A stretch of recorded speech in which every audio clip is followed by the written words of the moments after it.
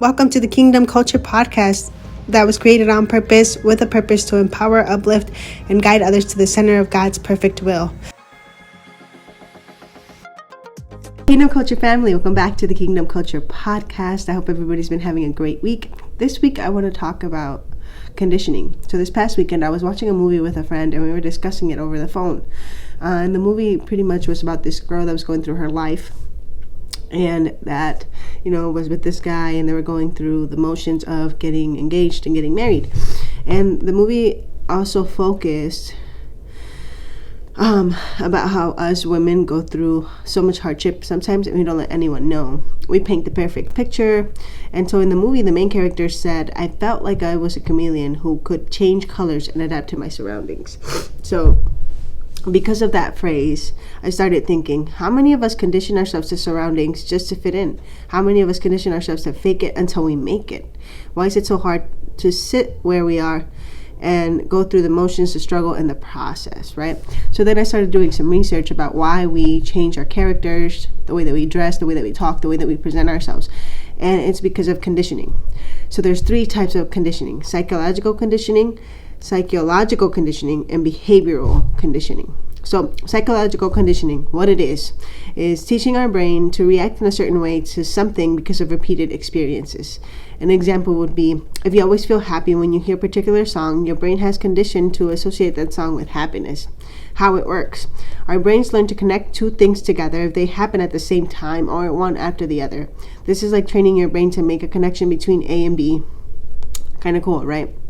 Psychological condition, what it is: training your body to respond in a specific way to something because of repeated actions.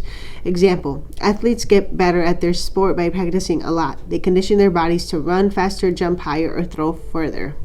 How it works: when you do something over and over, your body gets better at it. It's like teaching your body a skill, whether it's running, lifting weights, or playing an instrument. And this is very true because I lift weights. I had never been in a gym, but now 5 years later, I am now teaching a class and I have learned forms and everything else, and my body has gotten stronger. So that's super cool. Behavioral conditioning, what it is: teaching yourself or others to do something or not to do something based on rewards or consequences. Example, if you get praised for doing your homework, you're most likely to keep doing it. If you're scolded for being late, you might try to be on time next time. How it works: we learn what to do and what not to do based on what it happens afterward. Good things make us more likely to repeat a behavior, while bad things make us less likely to do it again. And my mindset mentor talks about behavioral conditioning all the time. He says to always, when we're trying to learn a new skill or a new habit and establish it, to have a reward system. So that's kind of cool that it's actually a thing and it works. Conditioning oneself involves a deliberate effort to shape one's responses, habits, or abilities through consistent practice or exposure to a specific stimuli. So, we learned that there's 3 types, what they are, an example, and how they work. But I also wanted to give you guys, tips and actually to-dos so that you can use conditioning in a positive way. I know that for me, I had no idea that I was conditioning myself at all, just in my surroundings. But I once I started paying attention and I figured that this was a thing, I took the last week and I was like, okay, cool. Let me see where I condition myself. Let me see where I change. And so at my work, I do that a lot. I'm very outgoing, very very talkative, but I've conditioned myself to be at a certain posture when I'm around certain people just because of who I deal with, right? So that was a really cool example. Another example I can give you, I used to condition myself around people in spaces. So before, I used to get anxiety when I went to the grocery store by myself. So I would condition myself to just be stoned wall and be very fast at picking everything up. So I was very focused. I would always have my headphones on, and I was in and out of a grocery store in 40 minutes, maybe even less, because I changed my mindset to be quick. Another example, sometimes I condition myself around my family because I didn't know if I could trust that they liked me. I didn't know if I could trust that, if I told them the truth of who I truly was, they would accept me because, being the youngest kid, you kind of just get the laughs and the bullies, but that's okay. I love them to death. They love me back. It's awesome. And now I don't do that, right? So I'm 100% myself, and I'm not ashamed of it at all. But we do condition ourselves. So I want you to start thinking about what places you condition yourself to change who you are so that you can fit in or feel better or whatever. I think it also comes back to like the saying of alter egos. So like, Beyonce created an alter ego, Kobe created an alter ego. There's many different people that have created alter egos because they cannot be in themselves what they need to be at certain moments, right? So I'm imagining Kobe created the Black Mamba so that he could be laser focused on his game and bring his best and continue to like practice and continue to bring his 100%, right? So that's super cool, right? That we can actually do this. And we do this. And it also shows, again, how strong our minds are, right? But I want you to use conditioning in a positive way because you do not want to use it in a negative way, and we'll talk about that too. So establish safety and stability, beginning by creating a safe and stable environment for yourself. Condition your mind and body to associate safety with specific routines, activities, or environments. This might involve establishing a consistent daily routine, practicing relaxation techniques, or seeking support from trusted individuals. So I started doing this with the morning stuff. My morning routine is sacred to me. If I don't have it, I don't feel like myself, right? Practice grounding techniques. Use grounding techniques to anchor yourself in the present moment and alleviate distressing symptoms of trauma. This can include techniques such as deep breathing, mindfulness meditation, or sensory grounding exercises. By regularly practicing these techniques, you can condition your body to respond to triggers with a sense of calm and grounding. Oh my gosh, breathing techniques have saved my life. I didn't do them before, and growing up I had a lot of trauma. So I kind of just sat with it, and that's what led to my depression. That's what led to me not being able to get going during the days. But now when I get stressed, sad, triggered, I just do my breathing techniques, and they bring me back to myself. They bring me back to my whole body, and it's been amazing. So if you have traumas, if you're dealing with stuff, I highly, highly recommend that you do breathing techniques, mindfulness, just sit in silence and with yourself, because it really does help with your healing. It brings out, what do you actually have to focus on, and it helps you be better. And you're conditioning yourself to make this a habit. So every time that you do have a trigger, like it's happening with me, that's another example, is like you already know what to do, right? Super cool. Gradual exposure. If you're working with a therapist, consider incorporating gradual exposure techniques into your treatment plan. Gradual exposure involves slowly and systematically facing trauma-related triggers in a safe and controlled manner. By gradually exposing yourself to these triggers over time, you can desensitize your nervous system and reduce the intensity of your emotional reactions. This is really cool. So I actually started doing this in therapy.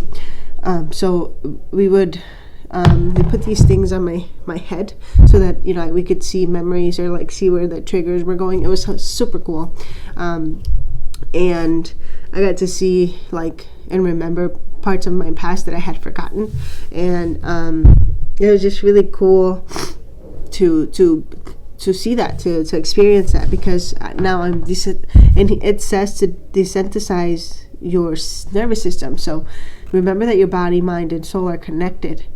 And so I figured out that all the triggers that I was having that I wasn't aware of were actually making me more stressed and making me sick, my body sick. So now I'm learning to get away from that feeling and continue to just heal fully and 100%, right? Positive reinforcement. Reward yourself for engaging in adaptive coping strategies and self-care activities. Condition yourself to associate self-care behaviors with feelings of comfort and self-compassion. This might involve engaging in pleasurable activities, practicing self-soothing techniques, or seeking out supportive relationships. So, again, I always talk about positive stuff, positive reinforcements.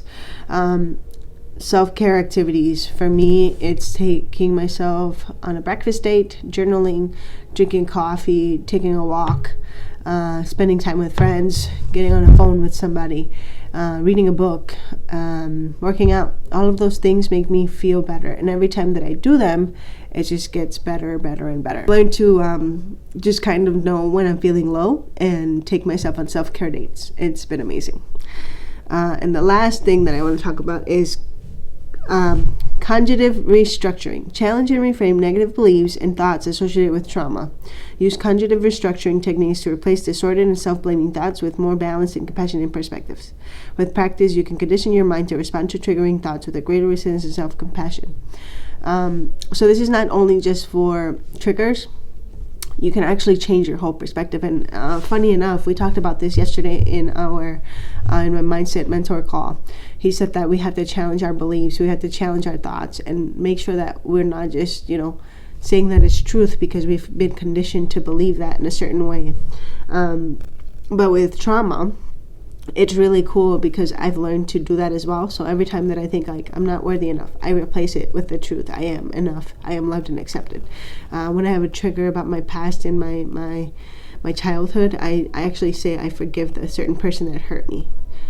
So I take the thoughts and I make them something positive. Super cool. So conditioning in itself is not inherently good or bad. It is simply a process by which associations are formed between stimuli and responses. So make sure you're not conditioning yourself to negative conditioning. An example of this is having a coping mechanism that is harmful. Conditioning can create strong associations that are resistant to change, making it difficult for individuals to modify the responses or behaviors even when they are no longer beneficial or adaptive. So for me, that would be that I used to drink a lot to cope with my pain, cope with my traumas, and that became very toxic for me because I could not put the drink down.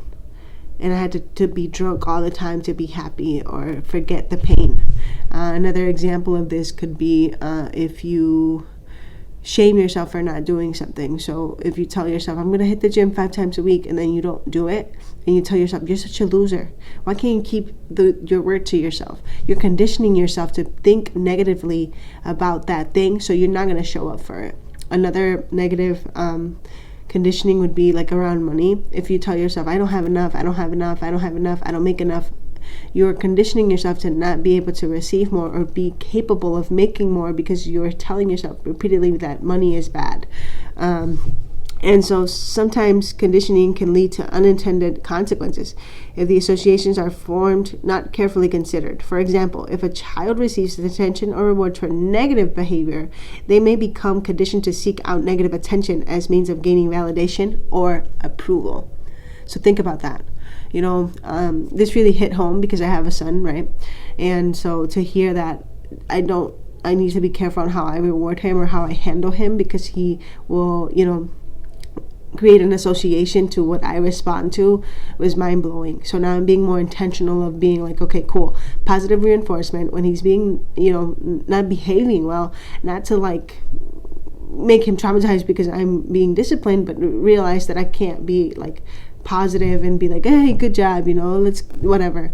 So I'm still like learning about that part, and I'm sure I'll bring it back up on the podcast, but it was just really cool to become aware that we associate something with everything, and we need to be careful and intentional on how we're conditioning ourselves to respond to different things.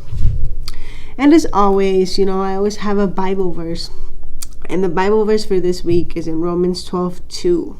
Do not conform to the pattern of this world, but be transformed by the renewing of your mind. Then you will be able to test and approve what God's will is, His good, pleasing, and perfect will. This verse encourages believers to not be shaped by the way of the world, but to undergo a transformation through the renewal of their minds. It highlights the importance of adapting a mindset that aligns with God's will, suggesting that a change in thinking can lead to a change in behavior and actions. While the term conditioning may not be used here, the idea of renewing one's mind implies a process of intentional transformation and growth, which aligns with the concept of conditioning in a broader sense. So again, as Christians, we're not called to condition ourselves to this world. We are called to seek the Lord and seek guidance and always have a listening ear for Him, because He wants us to live our best lives, and we need to live by His will. But anyway, I hope you guys found this podcast educational. If you found some value in it, please share it forward. I love you, but the Lord loves you more. Always, always, always. Have a great week, you guys. We'll see you next Wednesday.